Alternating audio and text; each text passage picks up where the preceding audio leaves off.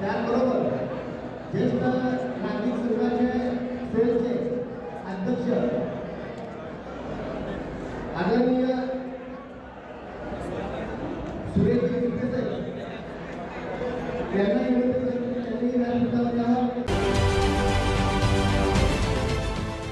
देश विदेशातील प्रत्येक घडामोडींचे लाईव्ह अपडेट मिळवण्यासाठी आता साम टीव्हीच्या सर्व सोशल मीडिया प्लॅटफॉर्मला लाईक, फॉलो आणि सबस्क्राईब करा।